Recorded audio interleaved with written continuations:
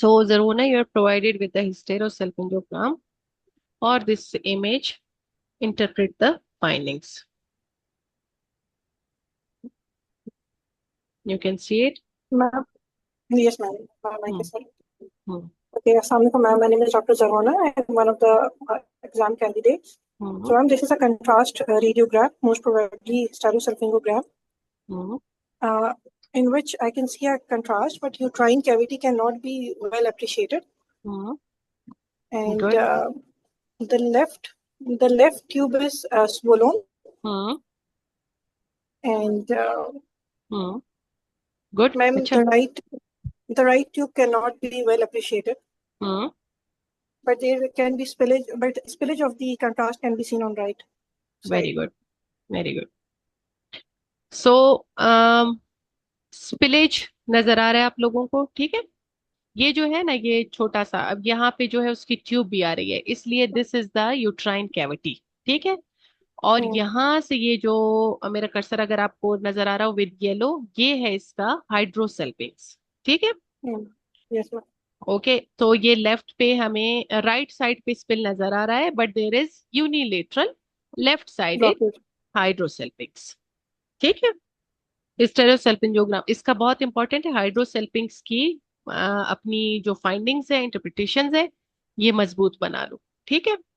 ये इस पे बहुत सारे क्वेश्चंस आते हैं। मैम, लेकिन क्या ये यूट्राइन कंजेंटल एनोमली है कि इसका कैविटी जो है वो सही नहीं, नजर नहीं आ रहा? छोटा सा यूट्रस है वो, उस जो डाला हुआ है ना उसकी वजह से सही नजर नहीं आ रहा, साइड पे नजर आ रहा था ना उसको, ठीक है? ये वाला देख लो, फिर आपको उसको अच्छे से बता सकूं, क्योंकि मैं इसको जरा जूम करती हूँ। What is this? Ma'am, this is a contrast radiograph, most probably a stereosephingogram, hmm. in which uterine cavity can be well appreciated hmm. and village can be seen on right and left hmm. tubes. Hmm. And There is slightly. minor slight dilation on the left side. Very good. ये slide डायलिटेशंस को भी देख लो, ठीक है? ये normal वाला इस तरह होता है, पतला पतला सा, और ये स्पिलेज आ गया, यानी यहाँ से पूरा डला डाई पूरा यूट्रस के अंदर गया और यहाँ पे आ Mhm. गया स्पिलेज। यहाँ से भी सेम इसी तरह है, लेकिन यहाँ पे जो है ये डायलेटेड है, ठीक है? और फ्री स्पिल भी इसका आप लोगों को नजर नहीं आ रहा। स्पिल का मतलब है डाई अगर यहाँ से गुजरेगा, ट्यूब नजर आएगी तो बाहर भी निकलेगी, ठीक है? लेकिन इसके बाहर के निकलने का जो स्पिल है वो आपको नजर नहीं आ रहा, ठीक है?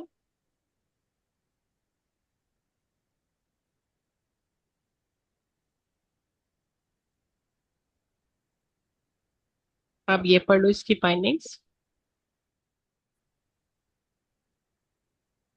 Okay. Uh, Interpretation, uterine cavity. The uterine cavity appears normal in outline with the contrast medium filling it well. Left fallopian tube. The left fallopian tube is opacified and distended along much of its length with a dilated, tortuous, and clubbed appearance. There is a notable retention of contrast material within the tube, and there is no free spill of contrast into the pelvic cavity. This finding is characteristic of a left-sided hydrosalpinx, a distended fallopian tube, indicating tubal obstruction disease. Okay, very good.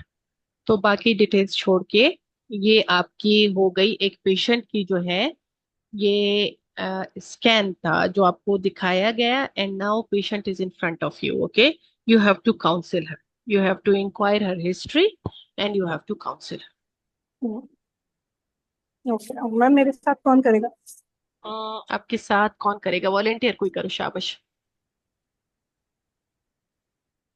मैं करूं? हाँ। तुम कहाँ थी? तुम्हारे task था? मैं बीच में घर से कॉल आ गई थी तो इसीलिए। अच्छा चलो, खैर, शाबाश, अभी बनो। मैम चलो। स्टार्ट करो। हाँ हाँ, करो। ओके। अस्सलाम वालेकुम, मेरा नाम डॉक्टर जरमोना है। मैं पिछले 5 साल से गायनी के शोबे से वाबस्ता हूँ। आपका क्या नाम है? मेरा नाम नाइला है। अच्छा नायला, मुझे तहरीरनामा मिला है जिसके मुताबिक आप बच्चे की ख्वाहिशमंद है, क्या ये मालूमात दुरुस्त है? जी। ठीक है नायला, देखिए क्योंकि हमारी पहली मुलाकात है तो क्या ये मुमकिन है कि मैं आपसे कुछ सवालात करूँ ताकि मैं आपके बारे में अच्छे से जान सकूँ? हम्म। ठीक ठीक है। ठीक है नायला, इस दौरान मैं आपसे कुछ ज़ाती नौइयत के सवालात भी करूंगी और मैं आपको यकीन दिलाती हूँ कि यहाँ जो बातचीत होगी वो हमारे दरमियान में ही रहेगी। ठीक है नायला? ठीक है। ठीक है। अच्छा नायला, मुझे बता सकती हैं आपकी उम्र कितनी है? 33 साल है। हेलो। अच्छा, नाइला आप कितनी पढ़ी लिखी हैं? मैंने एफए किया कितनी हुआ है। पढ़ी लिखी हैं? एफए किया है। कोई जॉब करती हैं? कोई नहीं, घर जॉब पे करती होती हैं? हूँ। नहीं नहीं, कोई जॉब नहीं करती, घर पे अच्छा, होती आपके हूँ। बच्चे हैं पहले? अम, नहीं, मेरे मैम इसको सेकेंडरी बनाना या प्राइमरी ठीक है, इनफर्टिलिटी? आपके कितने बच्चे हैं? प्राइमरी भी हो सकती है हाइड्रोसेल्पिंग्स, ठीक है, सेकेंडरी भी हो सकती है, जो भी बनाओ। अच्छा, मेरे दो बच्चे हैं। आपके पहले दो बच्चे हैं, ठीक है। और आपकी दफा माहवारी कब आई थी आपको? अभी ये 10-15 दिन पहले आई थी। ठीक है, अपने ब्लड ग्रुप के बारे में पता है जी, आपको? ए पॉजिटिव है। ए पॉजिटिव है। ठीक है नाइला। नाइला, मुझे ये बताइए कि आप अपने शौहर के साथ रहती हैं? जी, शोर के साथ रहती हूँ। अच्छा, कितने अरसे से आप कोशिश कर रहे हैं बच्चा करने की? हाँ डॉक्टर साहबा, यही कोई 1.5 साल से।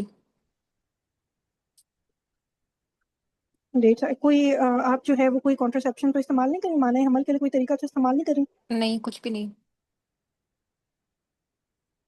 ठीक है, आप मुझे बता सकती हैं कि आप अपने शौहर हफ्ते में कितनी दफा अपने शौहर के साथ मिलती हैं?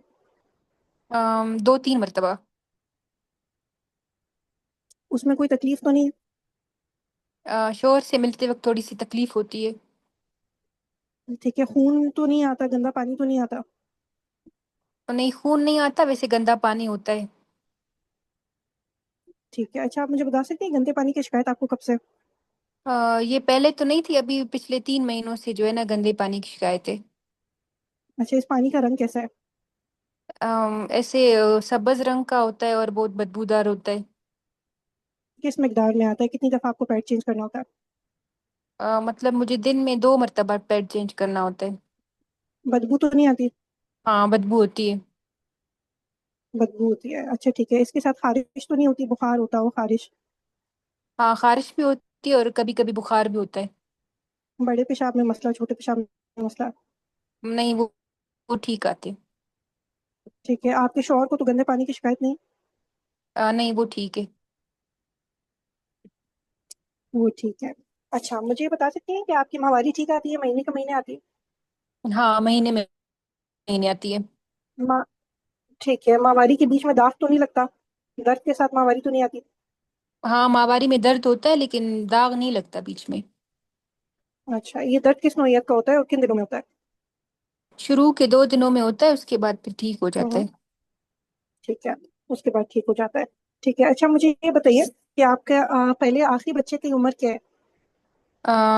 आखिरी बच्चे की उम्र 3 साल है। 3 साल है, अच्छा। ये बच्चे आपके नॉर्मल हुआ है या सिजेरियन हुआ है? नहीं, सारे नॉर्मल हुए थे। ठीक है, आपका कोई बच्चा जाया हुआ हो, कभी कोई सफाई हुई हो? या नहीं। ठीक है, दौरान ज़िंदगी ज्यादा खून बह गया हो? नहीं। कोई और मसला तो नहीं है ऑपरेशन के बाद या ऑपरेशन के दौरान? नहीं, और कोई मसला नहीं। ठीक है, मुझे ये बता सकती हैं कि आपके शौहर की उम्र कितनी है? उनकी उम्र है 35 साल। ठीक है, आपके शौहर को कभी कोई बचपन में मम्स का इन्फेक्शन हुआ हो, नीचे चोट लगी हो, कभी शुआएं लगी नहीं हो? नहीं नहीं, वो बिल्कुल ठीक है। ऐसा कोई मसला नहीं। स्मोकिंग तो नहीं करता है? नहीं। ठीक है, अच्छा मुझे ये बताइए कि आप जो है स्मोकिंग वगैरह तो नहीं करती माजरत के साथ? नहीं। ठीक है, कोई और मसला जिसके लिए आप जो है अद्वियात वगैरह ले रही हो, जैसे sugar, blood pressure, TB, thyroid का मसला, पीसीओएस का हाँ, मसला? नहीं नहीं, ऐसी कोई। मैम, टीबी तो हो सकता है ना, मतलब वो हिस्ट्री में बंदा डाल सकता है। हाँ, टीबी का मसला हुआ था मुझे। अच्छा, और ये कब हुआ था? ये तकरीबन 6 माह पहले। आपने अद्वियात ली थी? जी। रोज अद्वियात ले रही थी? नहीं, बस मुसलसल नहीं ले रही थी, बीच में मैं छोड़ रही थी दवाइयों को। अच्छा, ठीक है। अच्छा मुझे बताइए, इससे पहले आपकी कोई सर्जरी हुई हो? नहीं, पहले कोई कोई ऑपरेशन नहीं हुआ है। आखिरी आखिरी चेकअप बच्चेदानी? टीबी वाले डॉक्टर के साथ कब करवाया? क्या उन्होंने कह दिया कि आपकी जो है बीमारी वो खत्म हो चुकी है? मैम वो कह रही है मैंने ठीक ठीक से नहीं ली दवाइयाँ। हाँ, फिर भी चेकअप का पूछोगी, इनकी अच्छा ठीक है, कंसल्टेशन आखिरी देंगे। दफा आपने अपना चेकअप कब करवाया? आखिरी दफा मैंने यही 2-3 महीने पहले करवाया था। अच्छा, तो उन्होंने लेकिन क्या कहा कि आपकी टीबी मैं खत्म हो गई है? नहीं, अभी तक खत्म नहीं हुई। हम्म। ठीक है, अभी आपको खांसी है, रात को ठंडे पसीने आते हैं? नहीं, खांसी नहीं, पसीने भी नहीं आते। अच्छा, ठीक है। बच्चेदानी के मुंह से शीशे वाला टेस्ट हुआ है? हाँ। ठीक है। पिछले कुछ आप महीनों से कैसा महसूस करिए, किसी किस्म के जहनी दबाव को शिकार तो नहीं? हाँ, जहनी दबाव तो है, जाहिर है बच्चा नहीं हो रहा है तो इस वजह से थोड़ी परेशान हूँ। हम्म। ठीक है नायरा, बहुत शुक्रिया, आपने मेरे साथ ताउन किया। हम्म। अब मैं नर्स की मौजूदगी में आपका मुआयना करना चाहती हूँ। ठीक है। I'll examine my patient with the presence of a chaperone. I'll do general physical examination to look for the general look of my patient. I record her vitals, calculate her BMI. I'll palpate her. I'll palpate her thyroid, do chest examination, breast examination, blood galacturia. On abdominal examination, I'm going to look for scar marks, any visible mass pulsations. On palpation, I'm going to look for superficial tenderness, deep tenderness, rigidity guarding any palpable mass, and intactness of the inguinal hernia. With inspection, I'm going to look for estrogenic distribution of pubic hairs, and look of the vulva to rule out any discharge, bleeding, any visible mass. I do sterile pulse speculum examination to look for the vulvovaginal health, cervical health, and look for the cervix. Then I do bimanual examination to look for the size of the uterus, position of the uterus, any uterine tenderness, mobility, and status of the adnexas, and to rule out any cervical excitation. Any positive findings?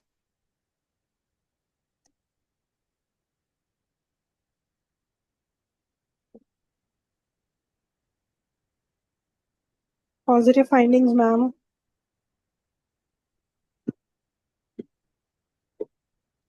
Sorry, मेरा mic mute हो गया Hello. था, मैं बोले जा रही हूँ।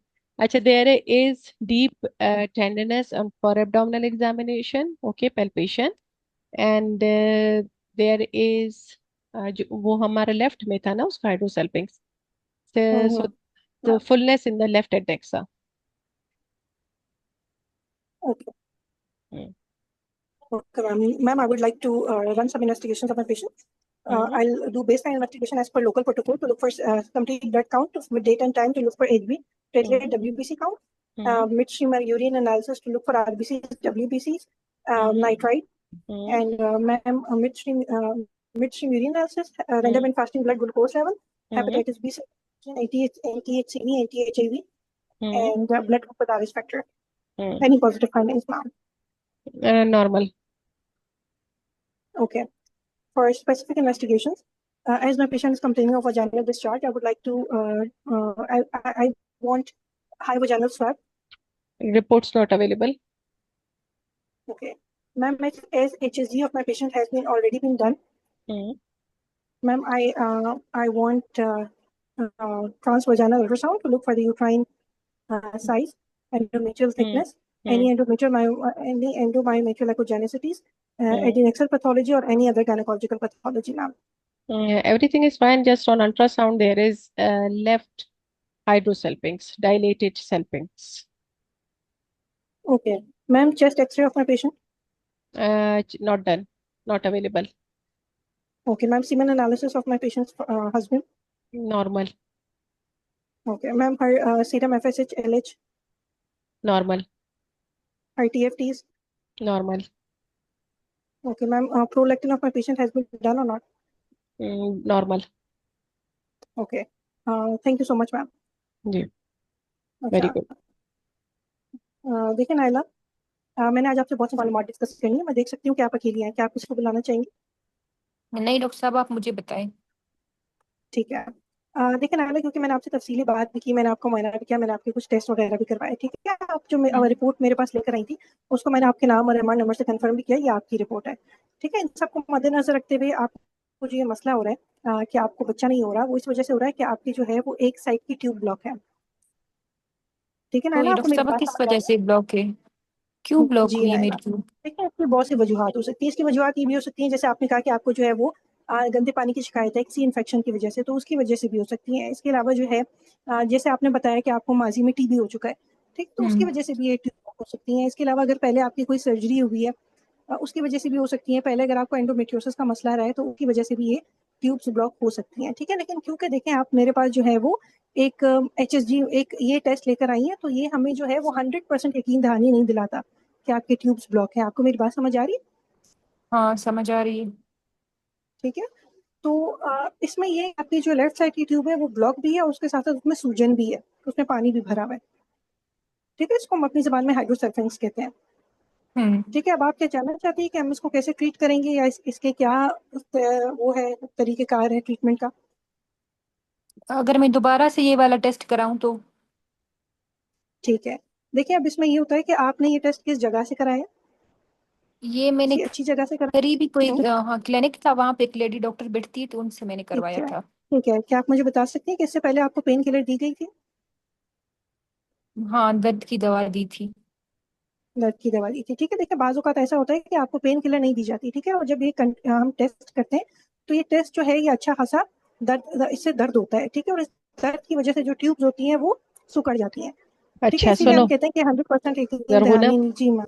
ये कॉन्सेप्ट यहीं पे क्लियर कर लो, ठीक है। सब सुन रहे हैं, आप भी अपना हम्म, कॉन्सेप्ट क्लियर करो। ये जो डायलॉग्स जो ये वाले बोल रही हो ना, ये सिर्फ और सिर्फ उस टाइम जब आपको ब्लॉक्ड ट्यूब्स मिलते हैं, ठीक है। हम्म। हाइड्रोसेल्पिंग्स में ये नहीं बोलना है। हाइड्रोसेल्पिंग्स के लिए ये अच्छा खासा डायग्नोस्टिक है, स्टेरोसेल्पिंगोग्राम, सही है। मैम तो ये इसके लेफ्ट ट्यूब भी तो ब्लॉक है। लेफ्ट कौन सी वाली? एक ही लेफ्ट तो ट्यूब ब्लॉक। हाइड्रोसेल्फिंग भी है, ब्लॉक हाँ, भी है। हाँ तो वही है ना, तो हाइड्रोसेल्पिंग्स की वजह से पस से भरा हुआ है और जी। ब्लॉक है, ठीक है। वो ट्यूब जो हम्म। सिर्फ और सिर्फ ब्लॉक्ड है, हाइड्रोसेल्पिंग्स का उसमें कोई निशानी नहीं आ रही, तब आप ये चीजें उसमें बता सकते हो, चाहे यूनिलेटरल है चाहे बायलेटरल है, कि ये ठीक है, ठीक है, कंफर्मेटरी ठीक है नहीं है। मैम। गुड। ठीक है। ठीक है। अच्छा, देखें नाला कि आप क्योंकि आपकी देखें एक ही ट्यूब ब्लॉक है, ठीक है, और दूसरी ट्यूब आप है वो हेल्दी है, सही है। हम्म। तो इसमें ये होता है कि 80% चांस होता है कि आप जो है वो खुद से कंसीव कर लेंगी नेचुरली, ठीक है। क्योंकि आपके जो है सही। हार्मोन लेवल भी ठीक है, आपका बाकी सब कुछ ठीक है, सिर्फ एक ट्यूब आपकी ब्लॉक है। तो 80% चांस है कि आप खुद से कंसीव कर लेंगी। क्या आप इसके अलावा और भी तरीकेकार जानना चाहती हैं कि अगर आप खुद से कंसीव ना कर पाई तो हम क्या करेंगे? हाँ आप मुझे बताएं, और जो मुझे दर्द भी हो रहा है तो इसके लिए आप मुझे कोई और दवा वगैरह देंगी साथ में? जी हाँ बिल्कुल, मैं आपको दर्द की दवा दूंगी, ठीक है। इसके अलावा देखिए अगर आपने जो है वो कंसीव नहीं किया तो हम आपको एंटीबायोटिक्स का भी एक ट्रायल देंगे, ठीक है। कि हो सकता है कि एंटीबायोटिक आप लेंगी तो आपकी जो सूजन है आपके ट्यूब हम्म। में ये रिजॉल्व हो जाए, ठीक है। उससे भी अगर ठीक नहीं होती तो हमारे पास जो है एक सर्जिकल ऑप्शंस भी है, ठीक है। सर्जिकल ऑप्शन में हम ये करते हैं कि हम जो है वो कैमरे की मदद से एक सर्जरी करते हैं, इसको हम कहते हैं laparoscopic micro surgery of the tube, ठीक है। वो हम कर सकते हैं। हम्म। इसके अलावा जो है वो हम इसके अलावा जो है वो हम एक और सर्जरी कर सकते हैं, अगर तो आपकी ट्यूब की आगे की जो आगे का हिस्सा है वो ब्लॉक है, ठीक है। उसको हम कहते हैं कि hysteroscopic catheterization of the tube, ठीक है। हम्म। वो भी हम कर सकते हैं। अगर इससे भी आपको कंसीव नहीं होता तो फिर हम एक और तरीका कर सकते हैं, इसको हम कहते हैं IVF, ठीक है। ये एक आर्टिफिशियल तरीका है।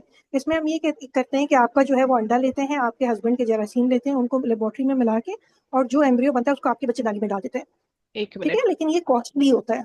एक मिनट, यहाँ पे मुझे जरा बताने दो। आप इसको आईवीएफ से पहले सेल्फ इंजेक्टोमी क्यों नहीं बताया? मैम वो तो मैं बताने वाली थी कि अगर आप ये ऑप्शन लोगी तो फिर हम सेल्फ इंजेक्टोमी करेंगे। नहीं, जब सर्जरी बता रही हो तो तीनों सर्जरीज एक साथ बताओ, ठीक है। और अच्छा ये ठीक जो है। है, ये इस तरह नहीं बताते कि अगर इससे ठीक नहीं हुआ तो ये करेंगे, इससे ठीक नहीं हुआ तो ये करेंगे, नहीं।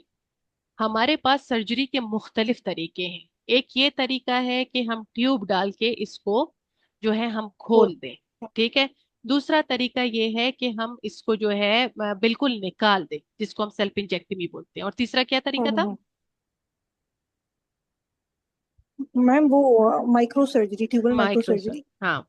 और कि तीसरा जिस ये है, जगह पर रुकावट है उसको काट के और हाँ, बाकी ट्यूब को जोड़ना है। ट्यूब को। ये ऑप्शंस है, ये नहीं बोलना ये हम्म। इससे नहीं हुआ तो वो करेंगे, उससे नहीं हुआ तो वो अच्छा करेंगे। ठीक है मैम, ठीक है। ठीक। हम्म।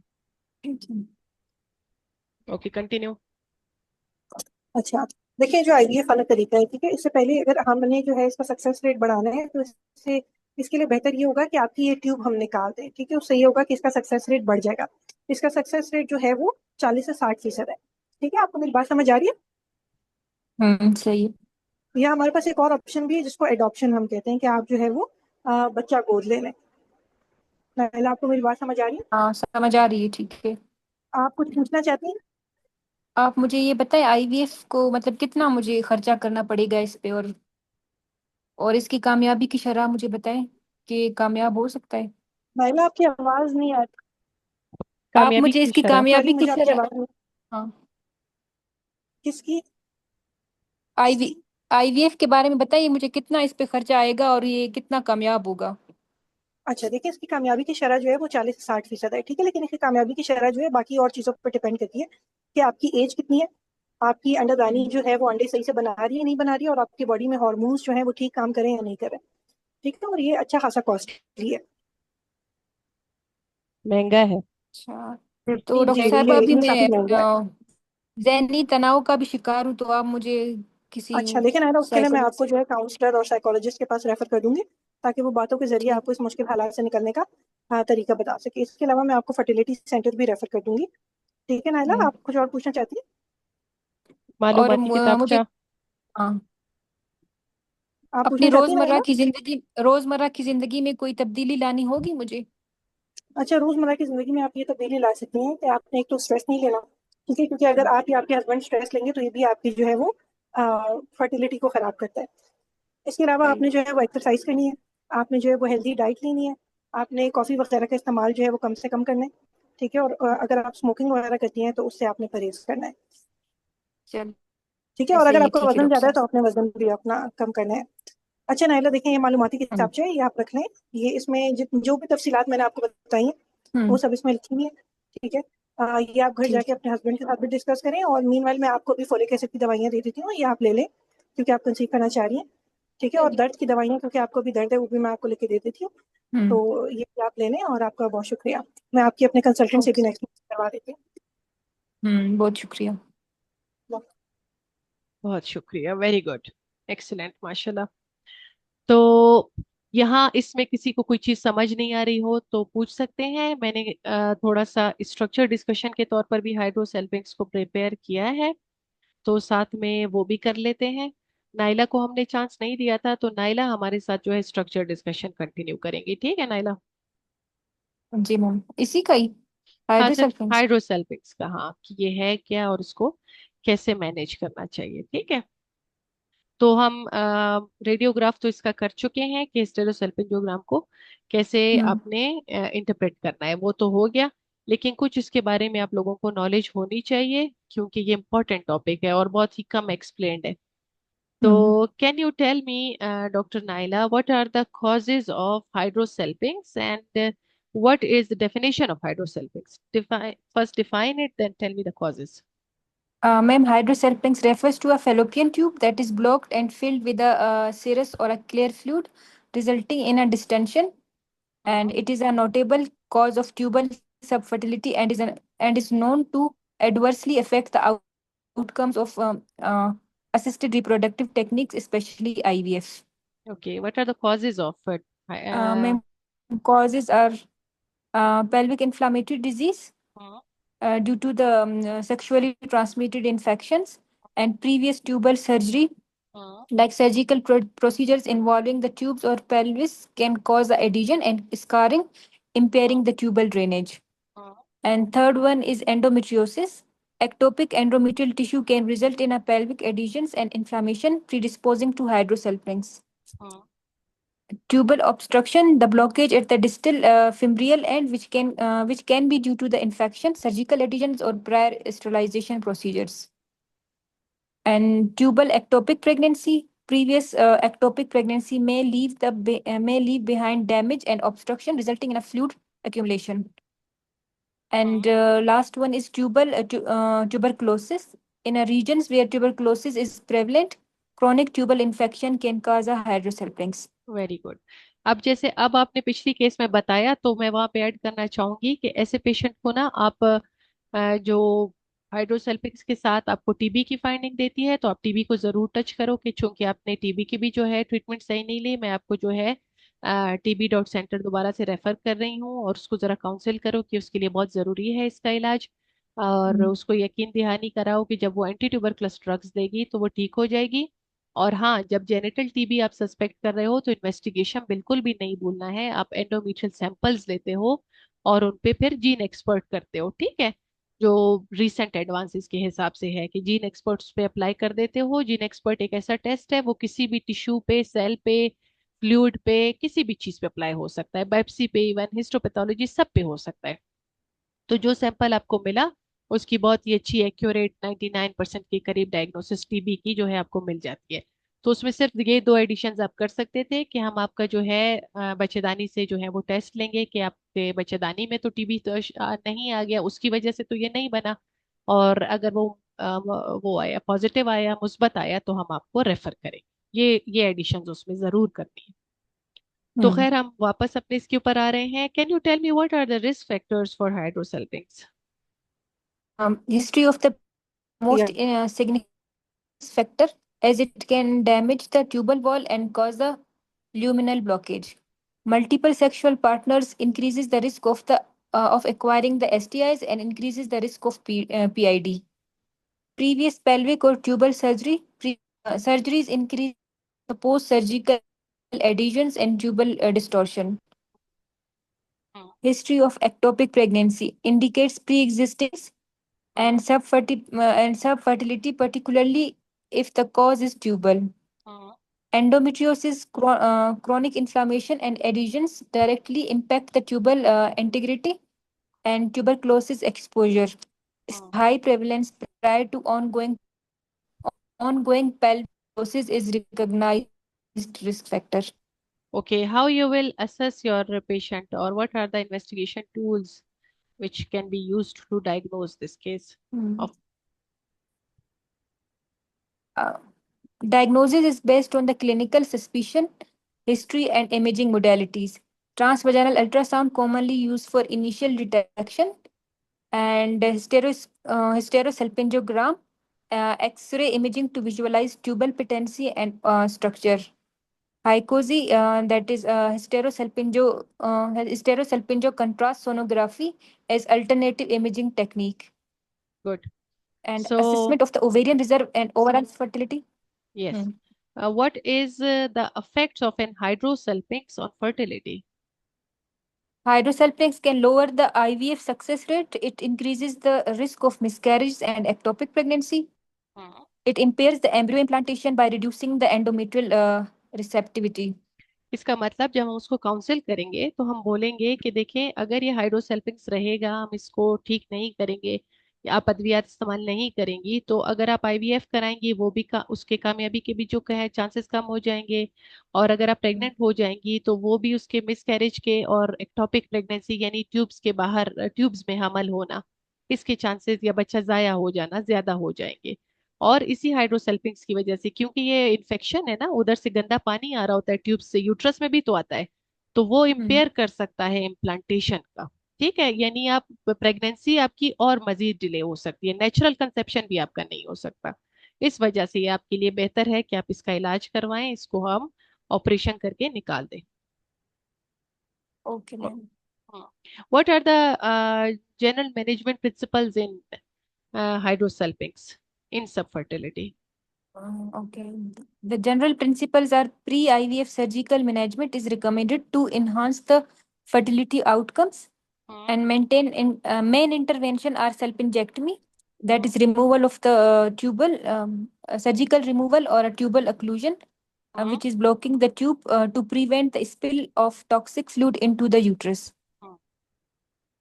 And management is unilateral hydrosalpinx is recommended intervention, unilateral salpingectomy or a tubal occlusion if IVF is planned. The impact may allow for a natural conception if the contralateral tube is normal. यानी जब तक आप निकालोगे नहीं तब भी ये खतरा रहेगा, बेशक दूसरा नॉर्मल है, एक ही तरफ है, तब भी ये इसका इम्पेक्ट रहता है। इसीलिए बेहतर होता है यूनिलेटरल को भी आप निकाल दो। ओके, बायलेटरल में क्या करना है? Recommended intervention bilateral salpingectomy, removal of the both affected tubes or occlusion before IVF. Impact on the natural conception is not possible. The patient will require IVF for a future pregnancies. If removal is not possible due to adhesion and medical comorbidities, less invasive alternatives like proximal tubal occlusion, laparoscopic or stereoscopic may be considered, though effectiveness may be lower. यानी अगर आप हर हाल में आपने क्या करना है, वो जो टॉक्सिक फ्लूइड है उसको यूट्रस में स्पिल होने से बचाना है। तो उसके लिए अगर आप सर्जरी नहीं कर सकते हो तो एटलीस्ट प्रोक्सिमल जो पोर्शन है उसको ब्लॉक कर दो, हालांकि ब्लॉक वो कर भी दो। इतना इफेक्टिव नहीं होगा। अच्छा, अब जो है ये ठीक है, बस ये बाकी बातें छोड़ो। तो अभी it was all regarding hydrosalpinx, बहुत ही निग्लेक्टेड सा एक टॉपिक है। मैंने कोशिश की कि आप लोग इस पे कंसंट्रेट करो और ये कॉन्सेप्ट्स आप लोगों के क्लियर बने। तो होमवर्क्स मैंने दे दिए हैं, सैटरडे संडे इज ऑफ। मैं इंशाल्लाह आज अगर मुझे टाइम मिला कल आप लोगों की वीडियोस अपलोड कर दूंगी। और जो है कोई क्वेश्चन हो तो बताएं। और हाँ, मैं एक चीज़ ऐड करना चाहूँ